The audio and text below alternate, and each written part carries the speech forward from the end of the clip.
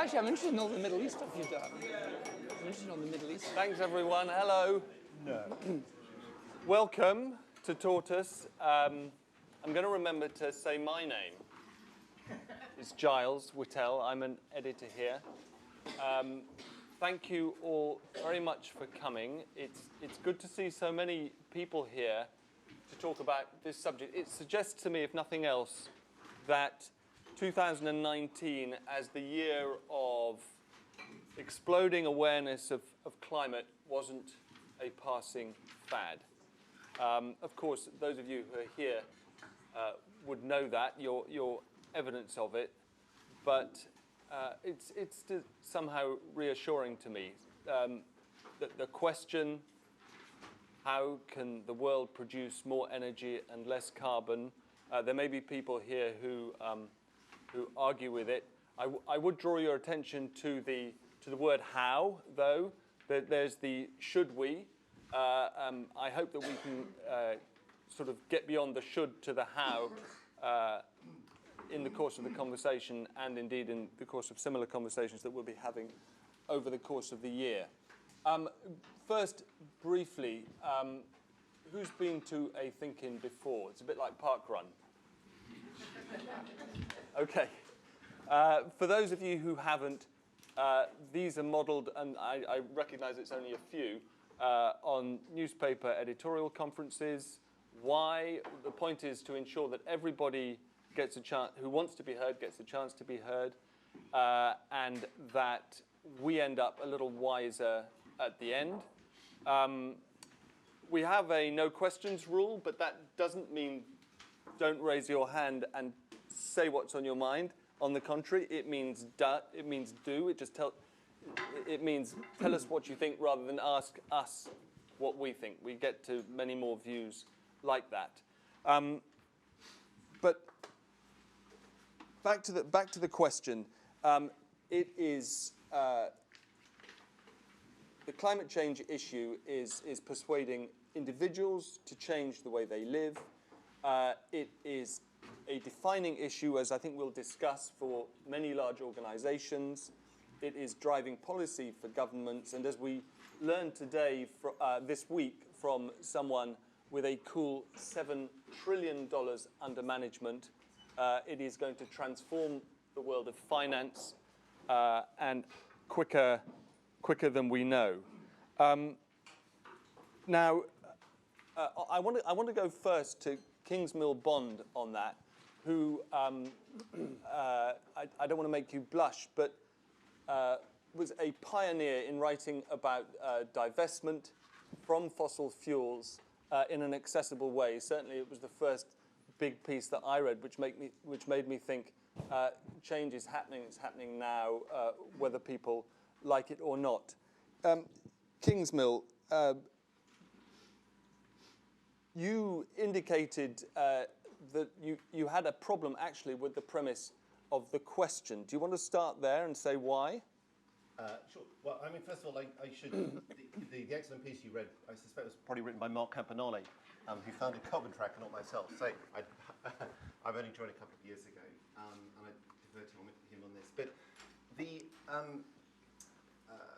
so the idea is, how could the world produce more energy and less carbon? And it's a kind of framing of the issue from the perspective of the fossil fuel industry.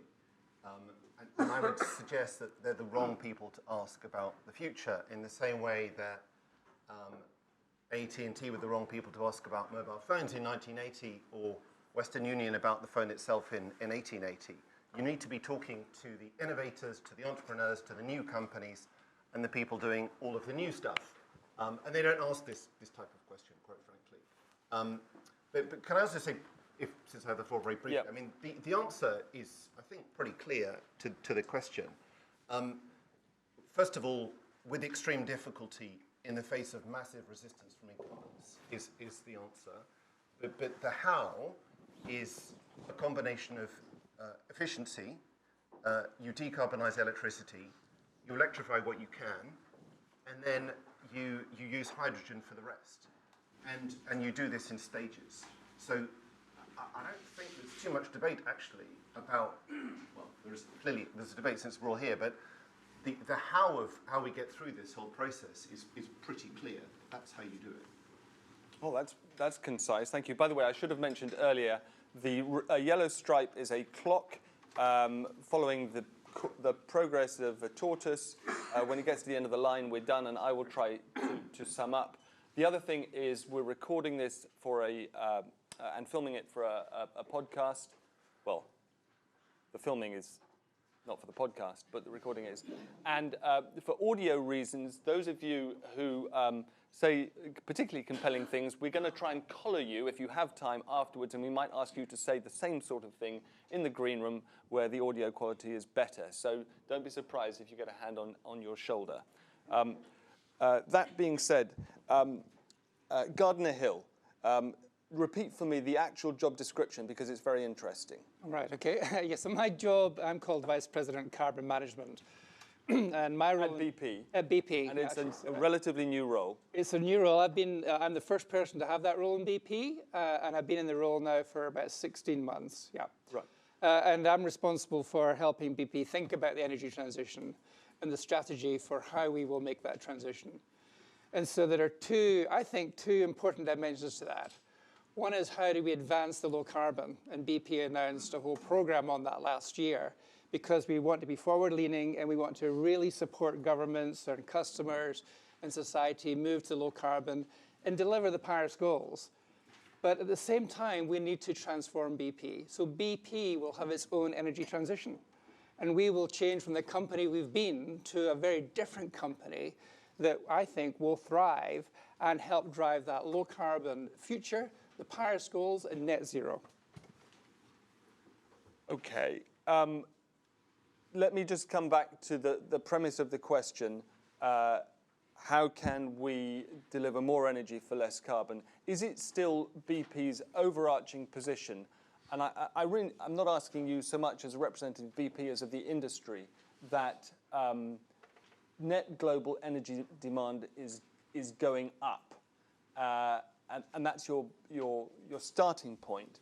Or are you gaming out scenarios in which somehow we all manage to improve efficiency to the extent, and by the way, lower expectations in the developing world to the extent that you're trying to map out a future with static or even declining overall energy demand? Well, let's turn to energy demand first. And what we would reference, of course, is the BP Energy Outlook, which is available online. And that's a publication BP does every year, and it basically reviews the data that's out there publicly available, saying what do people think is happening on the matter of energy? You know, what are the US doing versus Europe versus China versus India?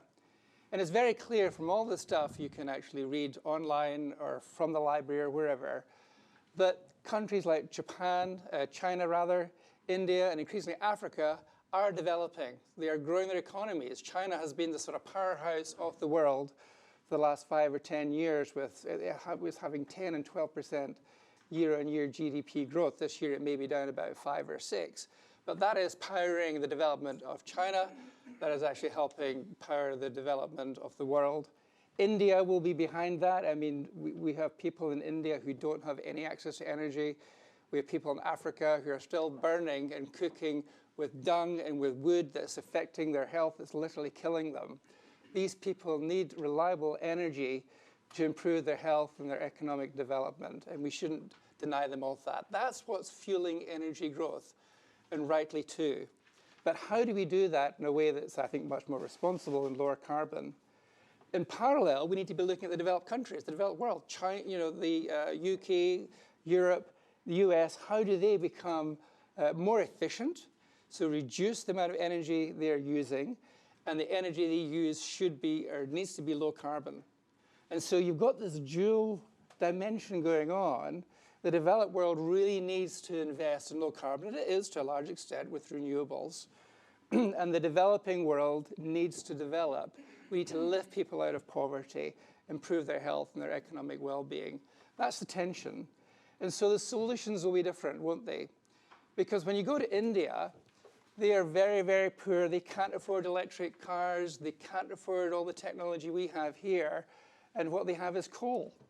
Coal is very, very cheap. It creates employment, which is great for the country, and it creates power, which the country needs. So they can build industries, they can start to get economic development.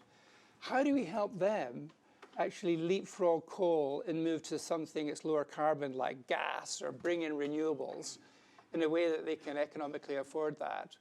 And that's part of the real challenge that I think would move the needle on climate change. I mean, one other observation, 2/3 of the emissions from the coal, which is still causing most of the emissions, comes from 2 countries. That's China and India. So if we could really move the needle on that, we would make a big difference on climate change today. Right, evidently.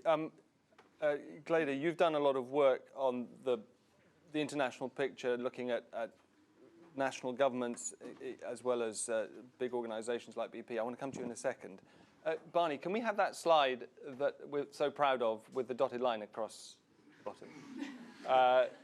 So this, I hope I've got this right. The dotted line basically indicates a reasonable assessment of the amount of per capita energy that will power a decent life. It's 0.9 out of 1 on a Human Development Index, on which 1 is all the energy you need for a developed world maximum individual opportunity life.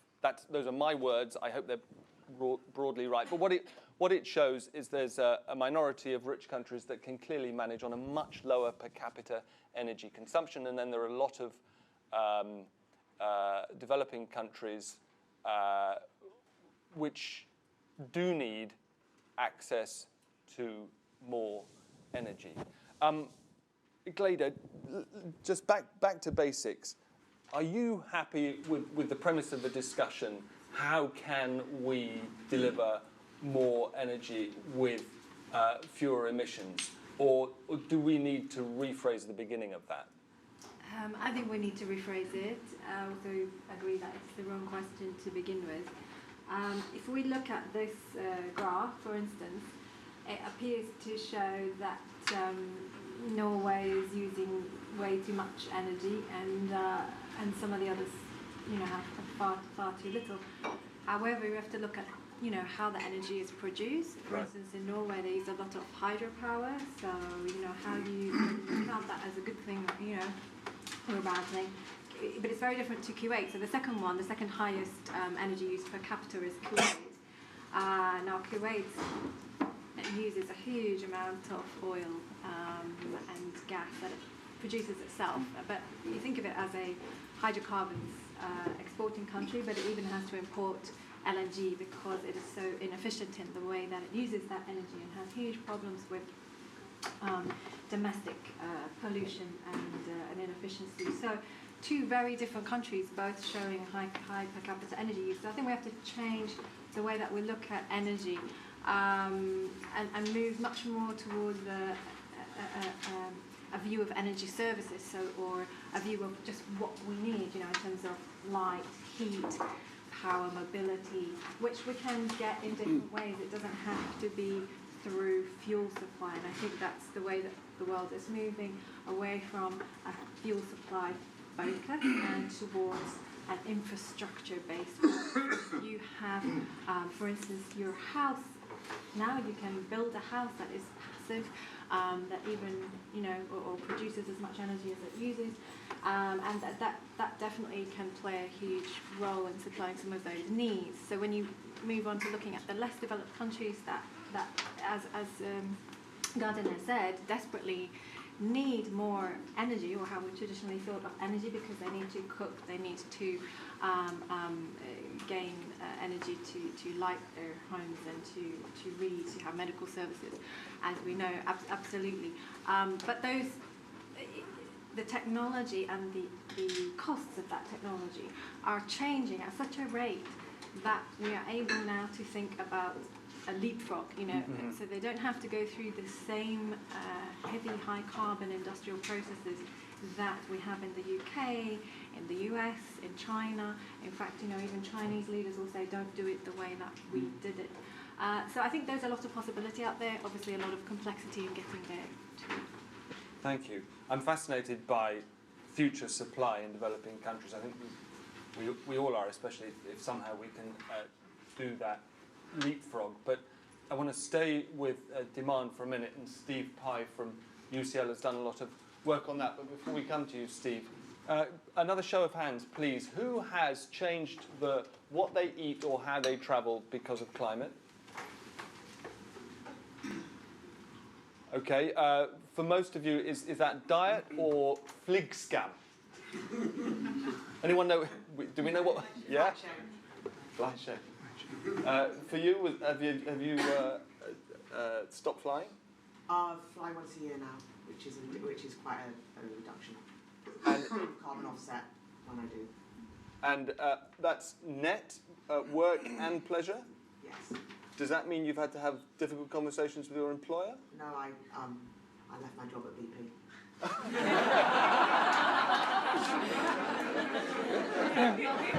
Well,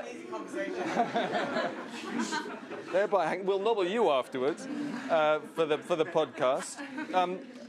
I should be asking your names anyway. I'm not. Can you tell me your name? I can. Samantha Cooper. Thanks. Now, I also wanted a show of hands. Who in the room has a private pension or a work-related pension? Most. Have any of those of you who just raised your hands been in contact with your pension trustees to inquire about the mix of investments? Who's that in the back? James? Yeah. Oh, right. Does that apply to all of us then? Not in this case, no. So you raised your hand. You have as well. What was that conversation like? Interesting. It came through because I've been talking with Share Action. Right. It's something that I was completely unaware of the pension until a few years ago, and I see there's a lot. So I thought I would try myself to see. So they have a pro forma thing you can send, which just they've written it all for you. So you send it to your pension fund and say, how are you thinking about climate risk? How are you moving your portfolio accordingly? Right. And the BP pension replied, just look on the website. But luckily, I know some of the people who actually run it, so I then managed to have a secondary conversation about how they were dealing with it. Right. And were you satisfied? Partially. Right. I still don't understand why we don't all get a much better line of sight to where our money is being held. I think there's going to be a big campaign this year, Make My Money Matter, which is coming out, being launched in April, and I think for all the big providers like Legal and General and Viva, I think it's not particularly difficult now with our tech capability just for everybody at least to be able to, like, whether it's a pension or a fund, direct line of sight to where your money is being placed, and at least you can have a sensible conversation at that point whether you're happy with it or not. Yes, we'll come to you. Charles, the lady. Sorry, remind me of your name. David Nash. I just want to ask the lady a question. If I could ask her a question, rather than you. Okay, so you stop investing in BP and the other IOCs. What happens? Sorry, IFC? IOCs, independent oil companies, as opposed to national oil companies. What happens next? I didn't necessarily say stop investing.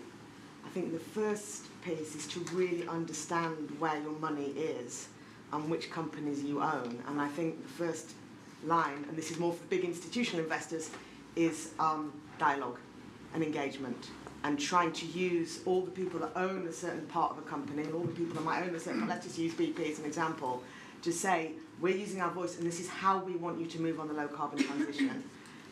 Get some answers, and if we're happy with that conversation, we continue to own those shares. And if after all the dialogue and engagement, you continue to believe that that company is not going to take you on the low carbon transition at the speed that you want, you then can move your money somewhere else. So I completely agree. I don't think it's just a blunt instrument of... But all I want to say to you, ma'am, is this. If, and you're obviously a rational thinking person, yeah, but there are many, Anthony Gormley, Mark Rylance, the National Trust, they are not thinking rationally. If you destroy the IOCs, you hand it to Bolsonaro, to Putin, to Khomeini, to Mohammed bin Salman, the ones that run the national oil companies. All I'm trying to say to you, I'm more passionately concerned about climate change as anybody, But we've got to do the right things now. And actually, and I go back to this fellow, Kingsmill. Kingsmill. You should be seeing BP and Shell, particularly the European IOCs, as allies. Why?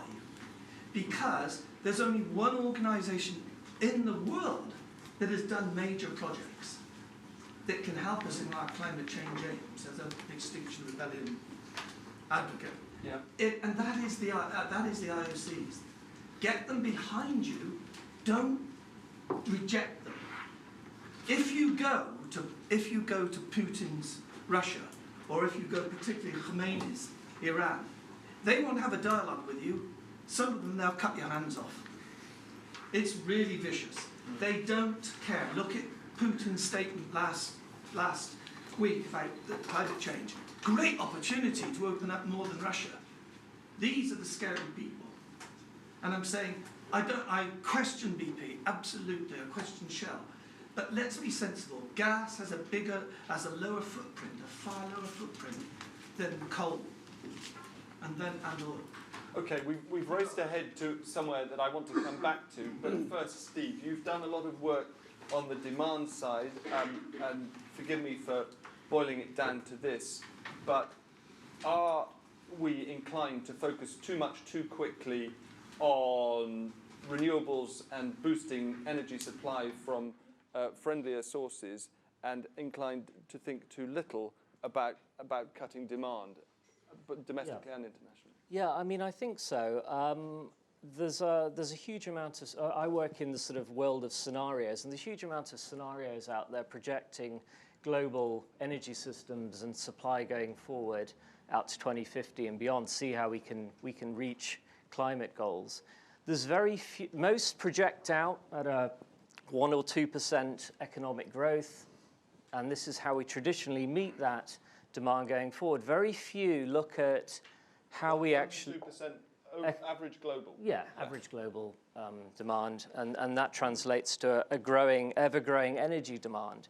And meeting climate goals in that context is very difficult. So for me, there needs to be a stronger focus on what can we do on the demand side. And interestingly, there's a special report that came out on 1.5 degrees and how we can achieve that.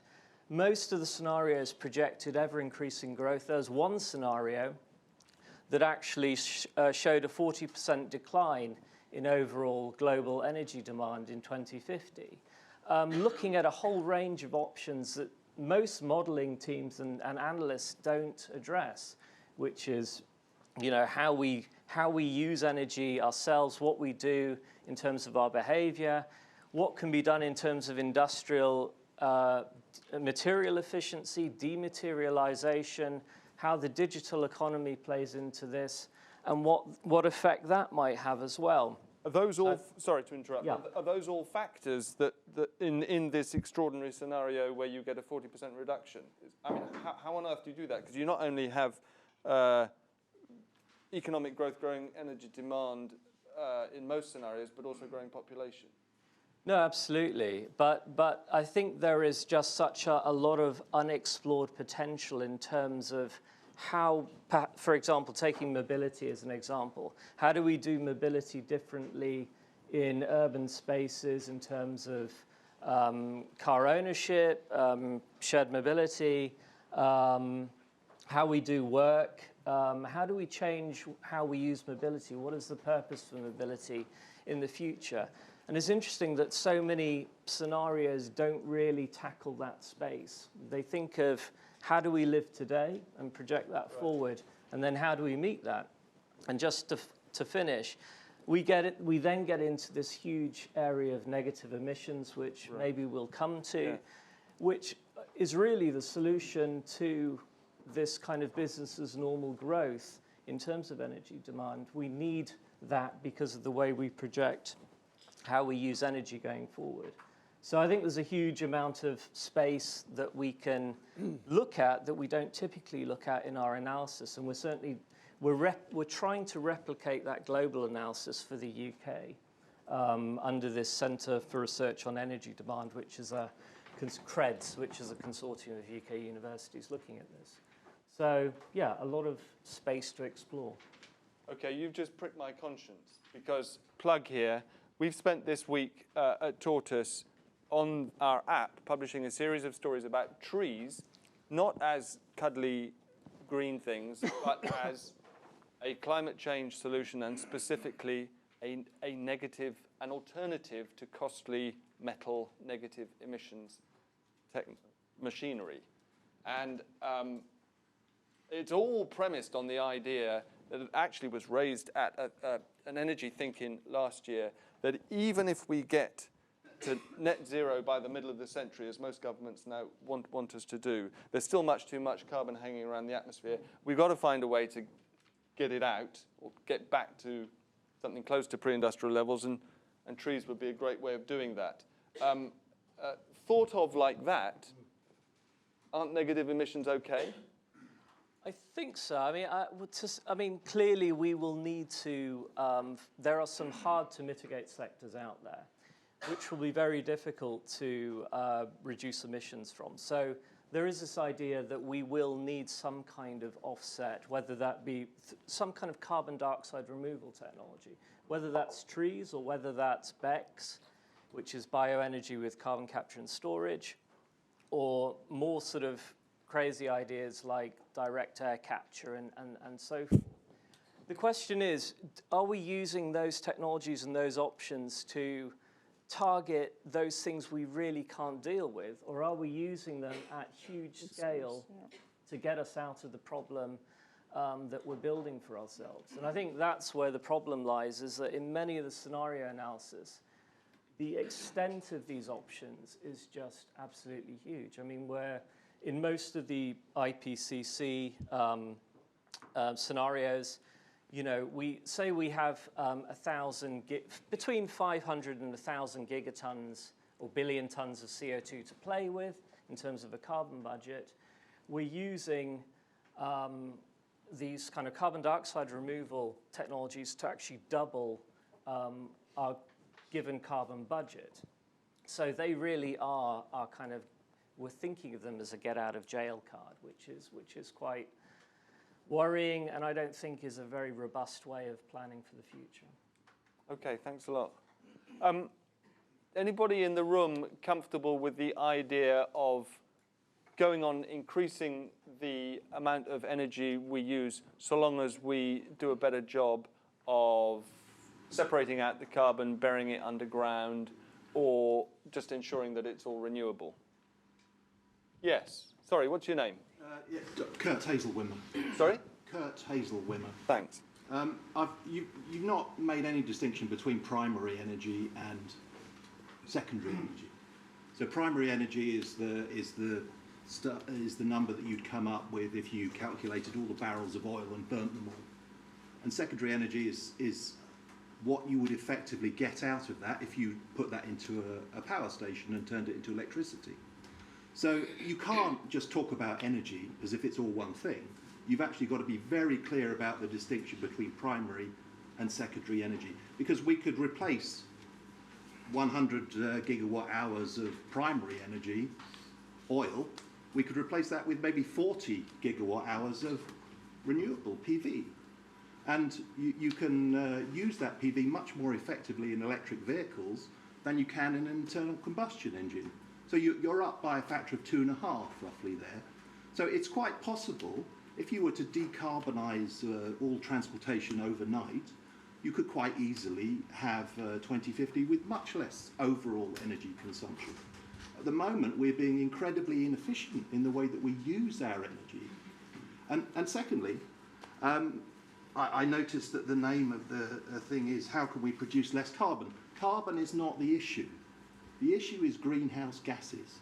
And so if you're talking about just carbon and CO2, then you would say, well, you know, we should go to methane and we should try and eliminate coal because coal is very, very bad.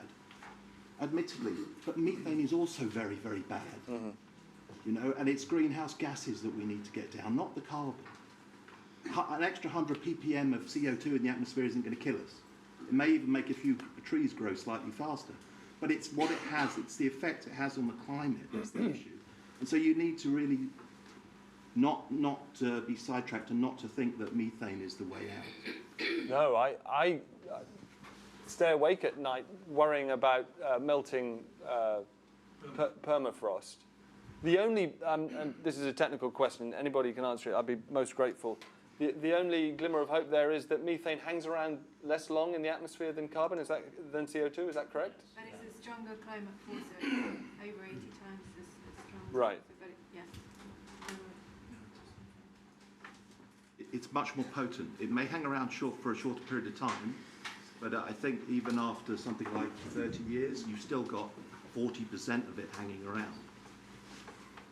Thanks a lot. Yes. Sorry, what's your name? My name's Alex Farley-Winter. I'm not an expert on energy at all, but I'm wondering, I'd like to know quite a bit more about hydrogen and that as a potential, because right. From what I understand, it releases water vapour, and it can produce energy, so I don't know what possibilities there are with that. The other thing is with BECCS. I'm not sure if BECCS, which is bioenergy with carbon capture and storage, if that has been looked at from an economic perspective, because I have written about it before, and what came up when I looked at it was basically illegal deforestation to produce wood chip, because that's the cheapest source of bioenergy, or one of the cheapest, I think. So that's basically motivating a lot of people to use it. But then if you get a surge in use of wood chip, you then get illegal deforestation to feed demand, you get less trees, not more. So, you know, if you look at the overall impact of that being sort of plugged as like, oh, that's the solution, I worry that sets everything out of balance. Also, in the short term, wood actually releases more CO2, more greenhouse gases.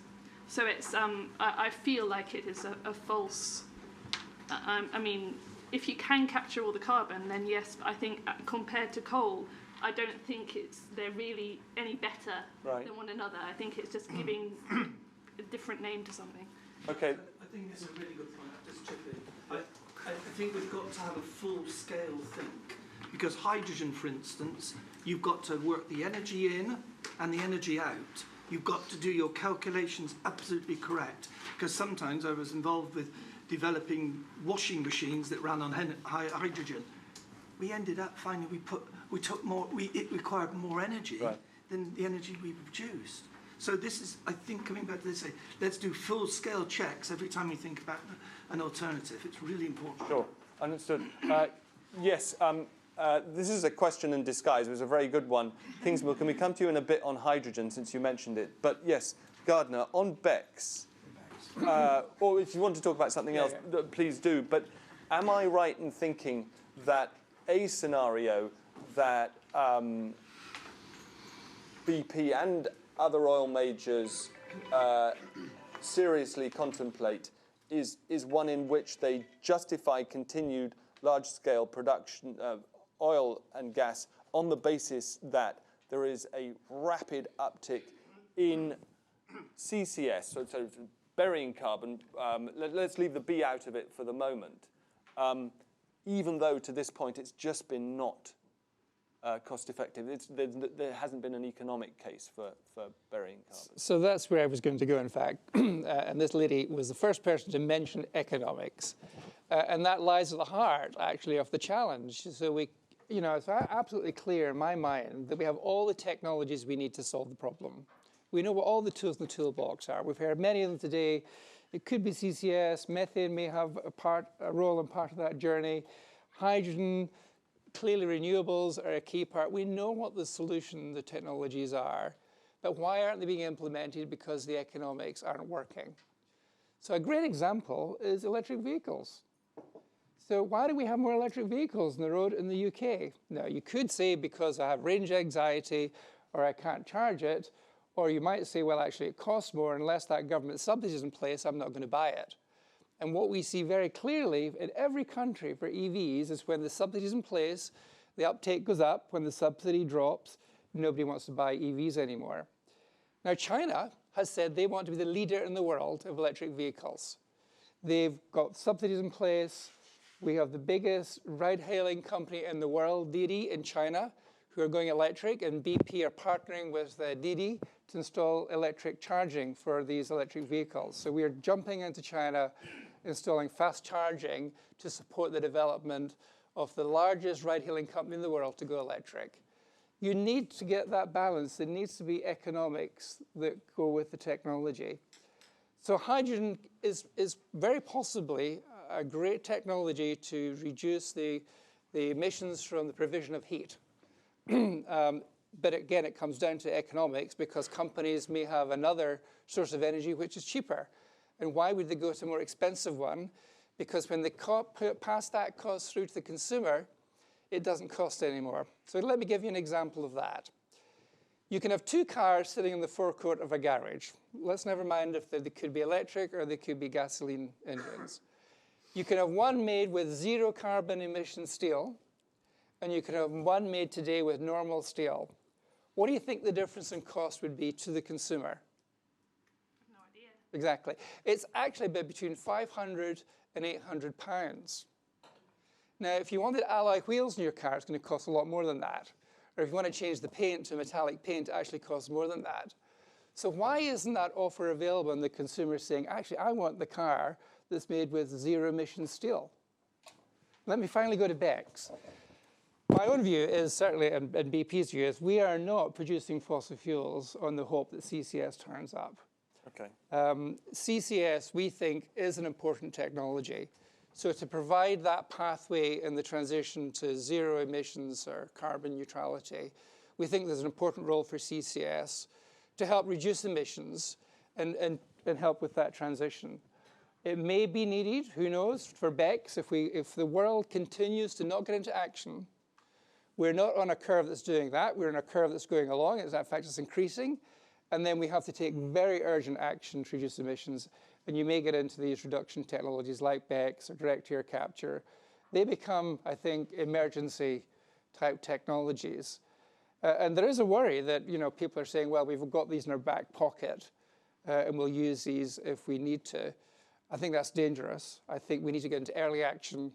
We need a rapid transition. We need to decarbonize as quickly as possible in an orderly way. Otherwise, it will shock the economy. It will shock all of us. But if and we might miss the target. Yes. Sorry, go ahead, Gleda. Let me just pick up on Gordon's point about economics and why these technologies. Can you speak up a little bit? Is Yeah. that all right? So the point about economics and why these technologies haven't taken off as fast as we'd like them to. At the moment, we have a very skewed system for pricing energy and for subsidizing production of energy. So this varies around the world. There's a lot of work that's done on fossil fuel subsidies. You can look it up on the IISD's website, Global Subsidies Initiative. But there's billions of dollars being spent both to support the upstream production of coal, oil and gas, and also to support the actual consumption of high carbon forms of energy. So the thinking is, if you're going to look at big picture changes globally, you have to shift that, and obviously that's very difficult in many countries. It involves a lot of political economy questions. But it should be a developed country first initiative. There's no question about that.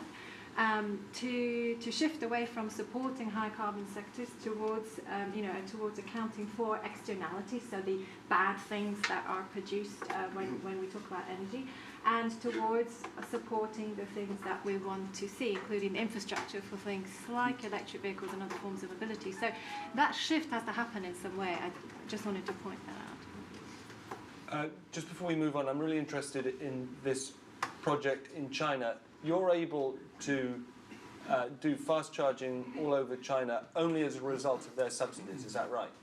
Because we have a partner.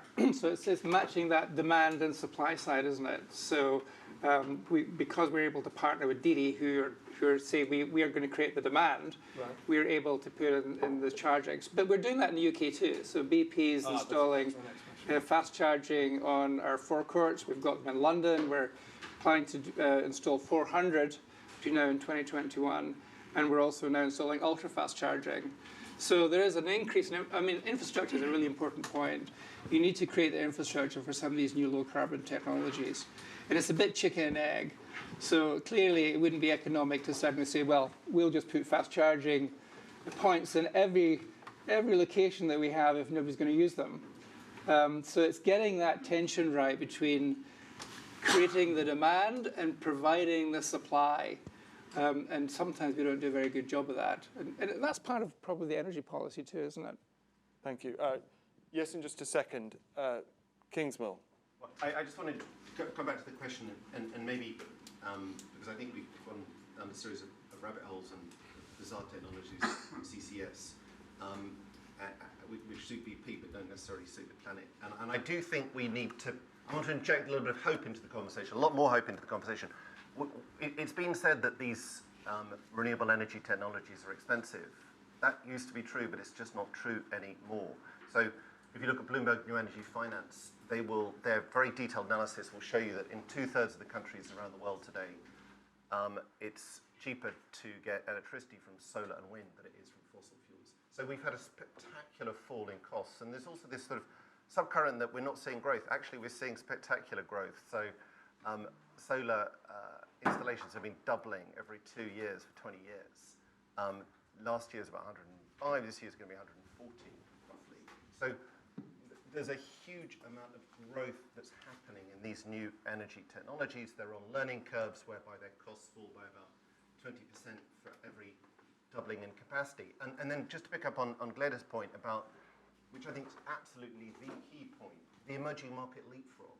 So the emerging markets now have a choice before them. They've got a choice between imported dirty fossil fuels, which kill 1.2 million people a year in India and make 140 million people breathe polluted air 10 times over the WHO limit. Or... Sorry, that killing figure, what was it again? 1.2 million. Based on what? That's based on, you go out of the door in Delhi at the moment and you can hardly breathe. Right. Is it a particular... widely appreciated. Is it a particular study? Oh yeah, there's loads of studies on this, but the WHO is the best study. Okay. There's another study done by Burns, which attributes specifically to fossil fuels. Anyway, the point to me is about the emerging market leapfrog. There's now a choice that the emerging markets have, and I think I'm just re-emphasising the point you've made, but it's really key. Like, we've got to stop thinking in the paradigm that more energy demand means more fossil fuels. But more energy demand, as this gentleman at the back said, can mean and will mean more efficient, cheaper, superior, cleaner local technologies. That'll be the second point I'd make in terms of the hope. The third point, just briefly to say, we've got to realise that this energy transition will happen in stages, right? So stage one is you get the new technologies. Stage two is you deploy the new technologies quickly. And I think Michael Liebreich has a very good analogy. He said, look, it's a bit like waiting for a sneeze. It takes ages and ages to come, and then when it comes, it's very quick, and you get very, very rapid growth on S-curves. And I think we've got to realise that you have of stages of the transition and stages of different sectors. So electricity first, and then transport, and then industry, and then heat. And then two further points to make. I think, again, to pick up your point again, Gleda, about policy, let's recognise that we are taxing carbon dioxide at $1 a tonne, and we're subsidising it at $10 a tonne, and it's causing an externality of over $100 a tonne. This is a dumb world we live in. And actually, our policymakers are not totally daft. They're going to start taxing this considerably more. So there's going to be that kind of support for the transition as well. And then the final point I make is McKinsey did this brilliant marginal abatement cost curve, where they basically say, look, there's all these different technologies. Which technology is the best technologies to sort the problem out? And they sort of rank it from technologies which have got negative costs like solar and wind all the way through to other technologies. The point simply is that stuff like CCS is at the far right-hand corner, the furthest from the margin, the highest cost. There's loads of stuff we can do before we embark on these really, really expensive, obscure technologies. Let's just get on with the stuff we can do, and that will actually start to solve the problem. Okay, I should say, is a point of view. It's a persuasive one, but CCS, a rapid uptick in CCS is nonetheless an official government target. We've got a slide about that. Anyway, first you, and then you. Yes. What's your name? I'm Chaz Sheehan. I'm a Lib Dem peer in the House of Lords. And I'm really glad that we've come on to the subject of mixed signals coming from policymakers. And because on the one hand, we've got a declaration of a climate emergency and a new target set, a statutory target set in law to become net zero carbon by 2050. And at the same time, we've got the subsidies to fossil fuel industries that you've alluded to. And the imperative is that we start to plan so that we decarbonise in an orderly way, which is the phrase that you used. Now, so yesterday, in a bid to try and tackle that head on, I introduced a private members bill. And just a few lines of it. It's a bill to prohibit licensing to search and for petroleum, and to amend the principal objective of the oil and I know I'm now going to speak to you and speak to no, just a second. To amend the principal objective of the Oil and Gas Authority to align itself to the carbon reduction target for 2050 and meet the Climate Change Act 2008. There is a little bit more about transition planning for the for the regions in the northeast that are going to be impacted in terms of job losses, etc., so that they aren't affected adversely. So I just put that out there as well. That is going to start a dialogue, shall we say, within Parliament of the mixed signals that we are giving. And well, Bolsonaro and just Putin a second. will be delighted. Sorry. No, David, is complete nonsense. No, David, and you're doing damage to the climate change movement. David, let's keep it civil. We were coming to you next. What a waste of time. Please. Yes, sorry, what's your name? I'm Leslie Labruto with I just wanted to pick up on the theme of emerging markets. So, I mean, it's easy to forget that 3 billion people still cook with dirty fuels in the world, and 800 million people still don't have access to power.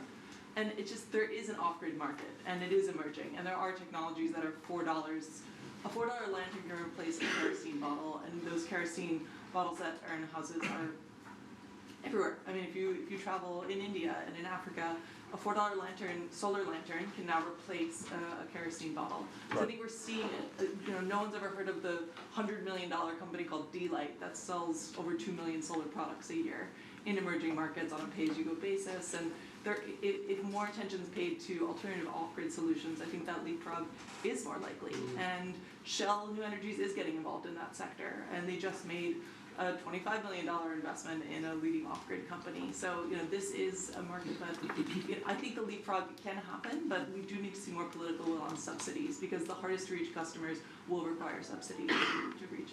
Sorry, just most of these so-called off-grid solutions are basically solar panels? Yeah. Right. It's mostly like a solar lantern. We can also get a solar home system, which is like 80 watts, has 3 light bulbs. And in a household in rural Ghana, that's kind of all you need for now. And they will roll out a suite of other solar TVs, solar fans, to create a household that is solar. And But that kind of activity is still, for the moment, dependent on subsidies? Or No, there's business models that do not require subsidy. These are, low-income customer makes $3 a day, but on a pay-as-you-go basis, they spend maybe 40 cents or 30 cents a day, and after 18 months, they own their system. They use SMS technology, they unlock it, and you have a whole economy that's emerging based on these building blocks, which seem really small, but add up. And I can name 30, 40 distribution companies selling these pay-as-you-go units to low-income customers around the world. Great, thank you. Katie. I'm Katie, I work at Tortoise. Just a couple of comments really. I am not an expert in any way on any of this climate emergency or the solutions too, but I was in Australia over Christmas, and it was alarming when you saw what was happening, but also you sort of saw the fact that the economics of that country, with coal being their third biggest export, 75% of their energy being coal, and that's a developed country. So it was I'm very emotional about it. It was awful being there. But the thing I wanted to say about this is that I don't understand energy at all, or the global infrastructure. When you look at something like 5G, we all love our mobile phones, and somehow we've managed to create global infrastructures that enable us to kind of create something that can lift access to mobile, technology for everybody, right? So the mobile phone changing the world. I want to know what the energy equivalent is of a sort of consortium that does that type of stuff, that lifts people and provides the standard globally. That means that when you do these things in different areas, off-grid sounds great, but that's small and it's here. How do you make that a standard? I don't understand that in energy.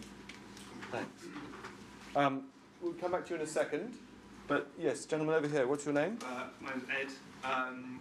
I'm just interested in looking at the provider end. We've spoken a lot about going from energy sources that are made from, that are smaller scale in their physical size, but huge provision. A lot of the discussion now is moving towards, as you were mentioning, trees, which I know Tortoise has been doing a really good job on this week, are very extensive sources, so renewables as well, which require huge extensive areas. My question, also not question if you like, but my view is, how do you find the providers for this? On our farm, I've looked at all kinds of energy, renewable energy schemes in place, and going back to this point, the economics in many just didn't stack up, whether that was energy storage, battery barns, solar, wind, or even energy from crops. There's a huge reticence, particularly I think from the landowner side of things, or those that could provide more expensive options, to engage in 25, 30-year contracts with governments that operate on particularly 4 or 5 year cycles. And as a result of that, I'm not sure how you can provide all those trees, all those extensive options, without the out-and-out partnership with those private landowners, private businesses that can offer it. So you are a farmer, and just to be clear, you've been looking for ways to source more of your energy from renewable sources, or to become a farmer in renewable energy? Both, either to use it on site. I mean, we've used things like grey water capture. Yeah. When we put new buildings up, we try to look at we use some solar panels that feed into our own systems, but we also thought we've got so many buildings.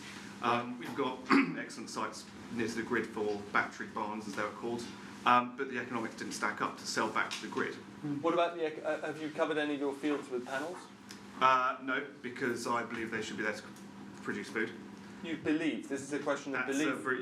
They are high-grade agricultural arable soils in Suffolk. That's what they're perfectly there for. Areas of the uplands, perhaps, that are low food-producing areas, perhaps, are very well suited, perhaps, to wind energy.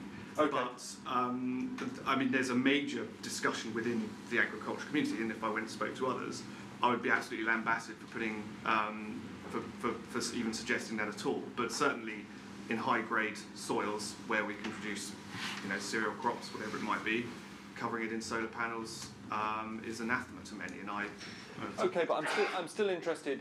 That's your belief and your conviction. But is there presently an economic case? Would there be for you converting some of your land to solar power generation if you wanted to? I think it would have to. When I looked at it, it would have to be on a significant scale, as in it would have to be hundreds of acres as opposed to 10 or 20. Right. In a second, but I did promise. Thank you very much, Mr. Snuggan. So some fantastic technology, which I really agree is coming down, but I think that the pace that we need change, the regulatory issue is also very important.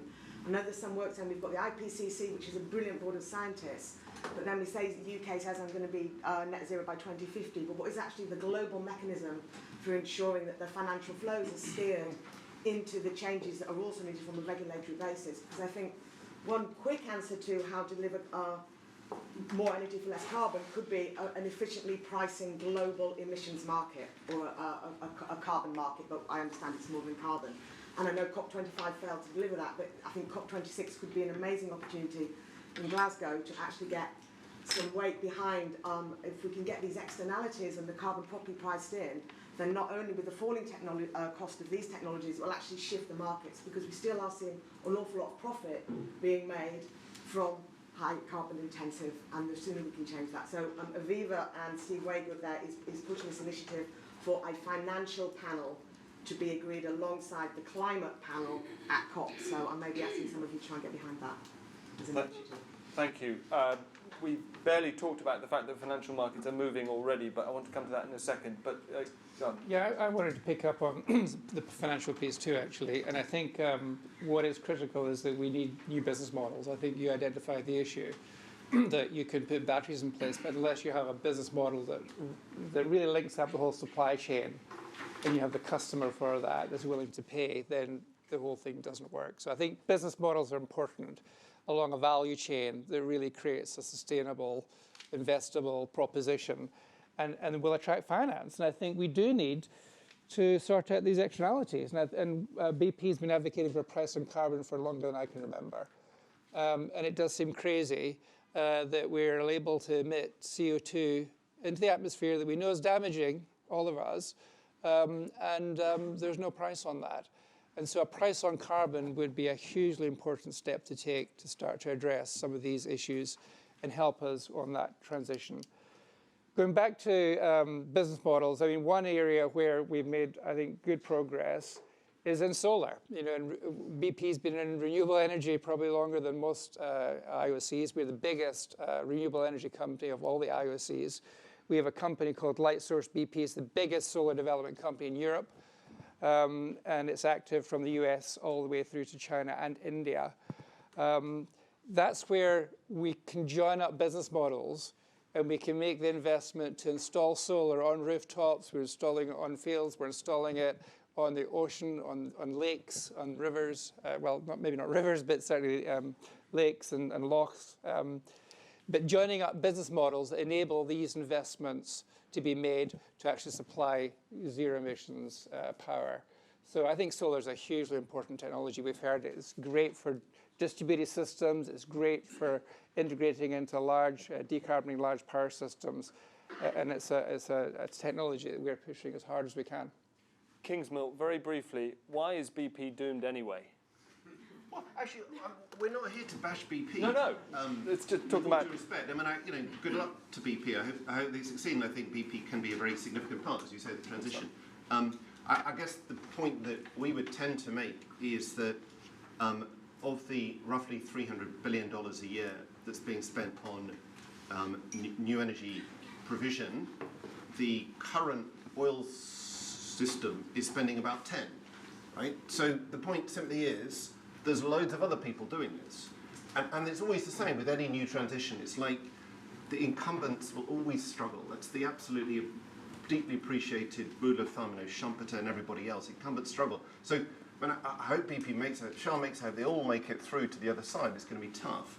And I guess the point is, that as we look at it, that the real driver of change here is these new innovative companies like Aqua Power in Saudi Arabia, which is building solar around Africa, or Mainstream Power in Ireland. I think there's plenty of developers. That's the people you should actually have at this event, and the people who are driving change. Thanks. Steve, final word from you.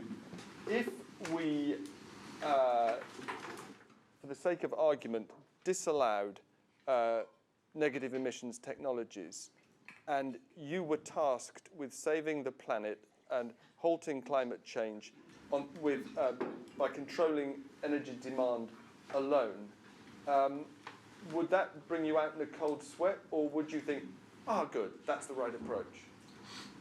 Probably a bit of both. Definitely a cold sweat. I think so. I think the problem is that so much of the analysis that's been done has had this negative emission pot in the background, which has meant that we've been blinded to what we need to do in the near term and how rapidly we have to take that forward. So for me, it's not a technology that I would like to include in scenarios. I would like to think more about more novel things we can do on the demand side, bringing in some of that thinking in terms of efficiency, particularly in industry, and looking at options like afforestation. We did some work for the Committee on Climate Change last year as part of their net zero report, where we looked at global scenarios, lower energy demand, plus stronger afforestation scenarios. And that was the only way we could get to a very, very, a sort of Paris-aligned ambition level, without using negative emissions. So I think there are options to do it, and I think we should, as much as possible, push those kinds of options away and focus on what we know and what we can do now. Great. Thank you. I know that there are some... Oh, you've been very patient, so briefly, but the flag has gone up. Yes, what's your name? Two comments. One is... What's your name? Robin Bowie, and I'm a financier. The two things that I think are really important. One is to decentralise, move away from the centralised hubs of energy production, and encourage that through entrepreneurs and finance. The second is that we have to get used to charging polluters for what they do. And so this centralised pricing of carbon becomes extremely important in changing behaviours. And that needs to evolve, and it needs a combination of industry and policy and financiers to do that. Okay, thanks very much. Go on, Glady, yeah. Very quickly, I think we shouldn't get distracted by the energy poverty question. It's a very, very important one, and I work on it a lot. But you know, it's more than an energy transition. There is an economic transition that we will have to see, because we cannot carry on consuming in the way that we do. And if you look at most of the coal-fired power growth that you imagine will happen in China and India, it's mainly for producing goods and raw materials which are consumed by very high-income groups.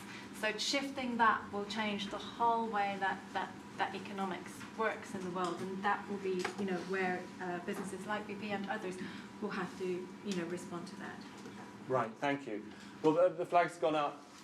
Very briefly, we started with the question, how can we produce more energy with less carbon emissions? There were some of the people in the room, including Kingsmill and Glader, took issue with the premise. You just urge us not to get distracted by the energy poverty question. But Kingsmill started by actually answering the whole question, and I was encouraged by this sort of can-do approach. So if I can remember it, it involves putting a price on carbon, transitioning technologically to hydrogen. What were the other key components? Efficiency. Yeah, efficiency. As the great Rocky Mountain Institute talks about all the time. Yeah. And then you decarbonise electricity, as we've already started to do.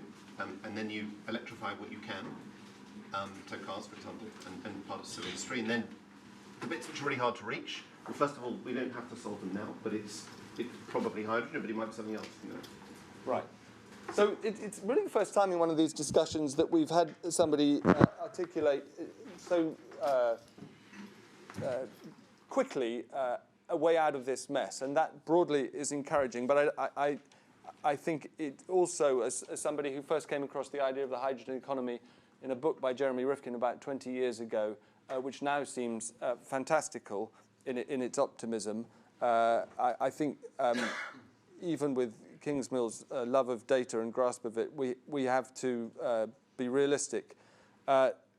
Nonetheless, we've heard from many people on many aspects of the subject.